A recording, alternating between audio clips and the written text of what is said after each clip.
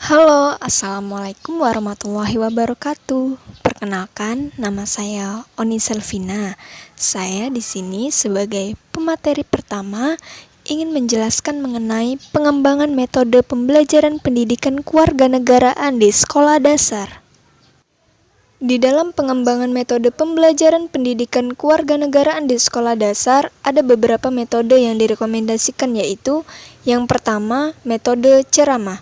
Metode ini dalam menyajikan bahan ajar melalui penjelasan dan penuturan lisan guru.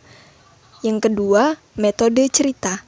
Metode ini merupakan suatu cara untuk menanamkan suatu nilai kepada para siswa. Yang ketiga, metode tanya-jawab.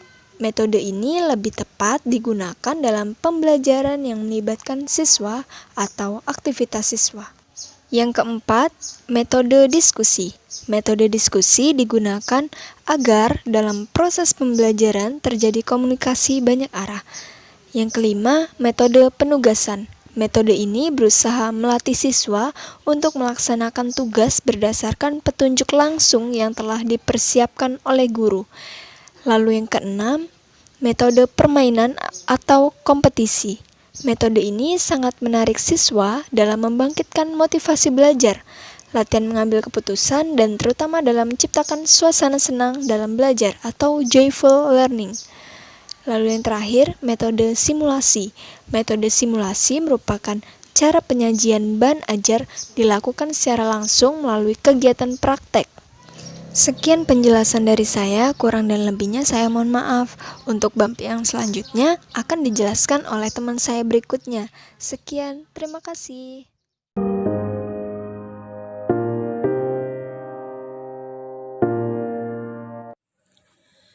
Bismillahirrahmanirrahim. Perkenalkan, nama saya Wardatul Mutmainnah dari kelompok 8. Baiklah, di sini saya akan menyambung materi sebelumnya, yaitu tentang pengembangan teknik pembelajaran pendidikan kewarganegaraan atau PKN di sekolah dasar. Di dalam pengembangan pembelajaran pendidikan kewarganegaraan, ada teknik-teknik yang harus diperhatikan, yaitu yang pertama, teknik mengklarifikasikan nilai atau Value Clarification Technique atau VCT. Salah satu teknik pembelajaran efektif yang dipandang tepat untuk digunakan dalam pembelajaran pendidikan kewarganegaraan atau PKN yaitu Value Clarification Technique yang disingkat VCT atau teknik mengklarifikasikan nilai-nilai.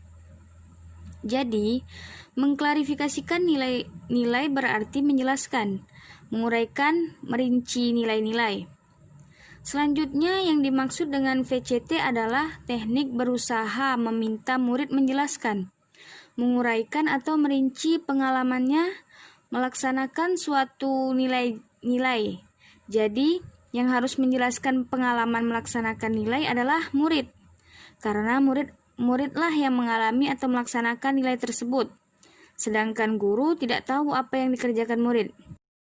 Yang kedua, landasan konseptual pengembangan VCT.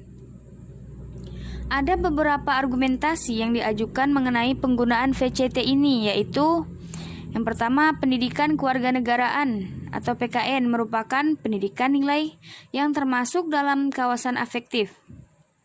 Sedangkan VCT menumbuh kembangkan kesadaran diri sendiri dan memelihara nilai-nilai moral dalam kehidupan siswa sendiri.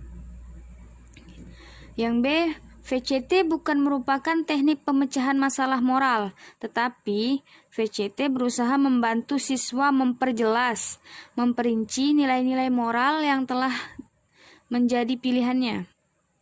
Yang C, VCT berupa menumbuhkan dan membangkitkan aktivitas dan kreativitas siswa dan untuk mengetahui posisi nilai-nilai dalam dirinya melalui pembelajaran yang menyenangkan sehingga murid mendapatkan kepuasan dan keyakinan. Kemudian yang D, melalui VCT dikembangkan kognitif moral dan pemberian contoh sehingga diharapkan nilai-nilai moral Pancasila dapat direfleksikan dalam perilaku kehidupan siswa sehari-hari.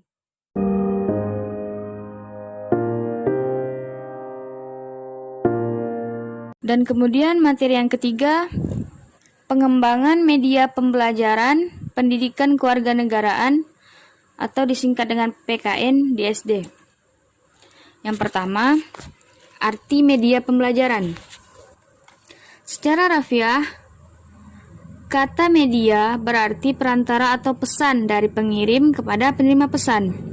Kata media selalu disebut-sebut dalam proses pembelajaran karena dinilai mampu meningkatkan hasil belajar. Sejalan dengan hal itu, maka istilah media pembelajaran adalah segala alat fisik yang dapat digunakan untuk menyajikan materi, pelayanan, dan mampu memotivasi peserta didik untuk belajar. Contohnya, seperti buku pelajaran, radio, benda-benda asli, tape recorder, gambar-gambar, dan sebagainya. Yang kedua, tujuan media pembelajaran. Apa saja sih? Yang pertama, memberikan kemudahan untuk peserta didik dalam memahami konsep, prinsip, nilai, sikap, dan keterampilan tertentu. Yang kedua, untuk merangsang minat peserta didik dalam belajar. Bila mana digunakan media yang bervariasi. Jadi, para peserta didik itu akan membangkitkan minatnya untuk belajar. Jadi yang ketiga, menciptakan situasi belajar yang tidak dapat dilupakan peserta didik. Yang keempat, meningkatkan efektivitas pembelajaran. Kemudian akan disambung oleh teman saya. Halo teman-teman semua, perkenalkan nama saya Lili Indriani dari perwakilan kelompok 8. Di sini saya akan melanjutkan materi dari teman-teman saya sebelumnya.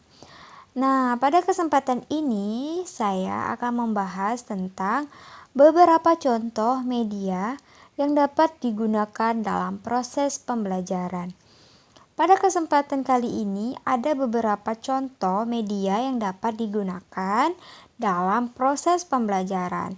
Yang pertama adalah benda asli, yang kedua gambar benda-benda, yang ketiga bagan atau card, yang keempat kalimat inspiratif, yang kelima poster, dan yang keenam karikatur, yang ketujuh komik, yang kedelapan media audio, yang kesembilan media audio visual. Nah, itulah 9 contoh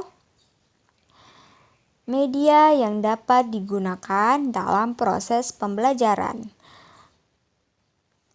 Baiklah, di sini saya akan membahas tentang contoh media. Yang pertama yaitu benda asli. Apa sih yang dimaksud dengan benda asli dan apa-apa saja yang dimaksud dengan benda-benda asli? Benda asli dapat berupa semua benda mati di sekeliling kita.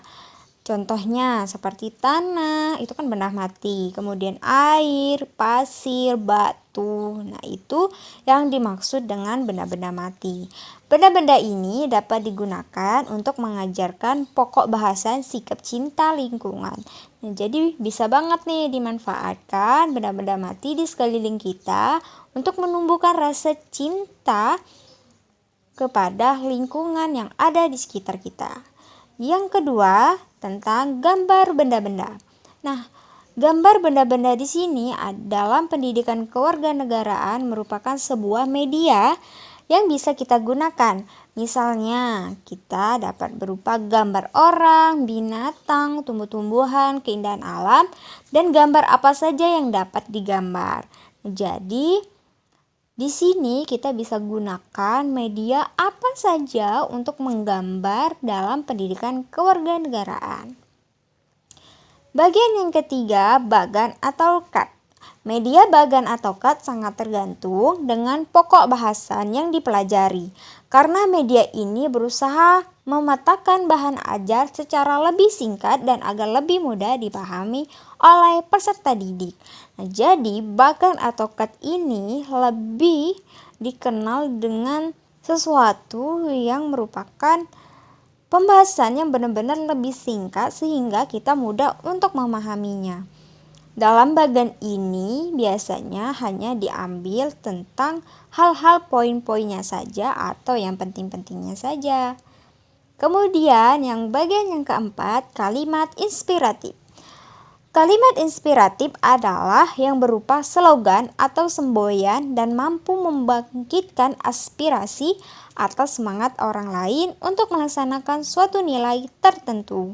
Nah, jadi kalimat inspiratif ini merupakan sebuah slogan atau semboyan yang bisa membuat setiap orang mempunyai aspirasi dan semangat kembali.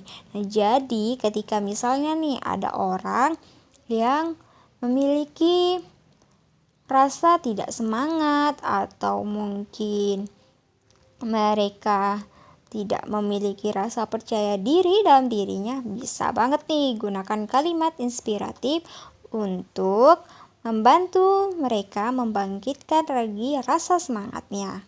Yang kelima, poster. Poster adalah gambaran yang di dalamnya terdapat pesan-pesan tertentu. Nah, jadi poster ini bentuknya biasanya ketika ada ditempelkan di iklan-iklan. Nah, di iklan di sini poster sangat berperan penting. Dengan adanya iklan, misalnya contoh ketika ada suatu produk yang harus menggunakan poster. Nah, dengan adanya poster, maka iklan tersebut akan lebih terkenal atau produk itu lebih terkenal oleh semua orang.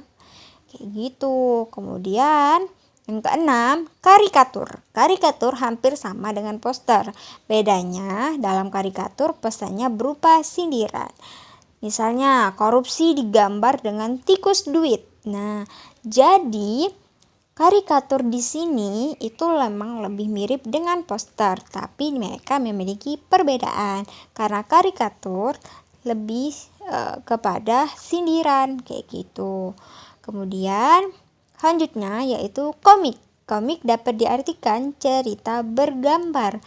Nah, komik ini benar-benar merupakan sebuah cerita yang sangat menarik karena di dalam komik sangat cocok untuk pembelajaran pendidikan kewarganegaraan.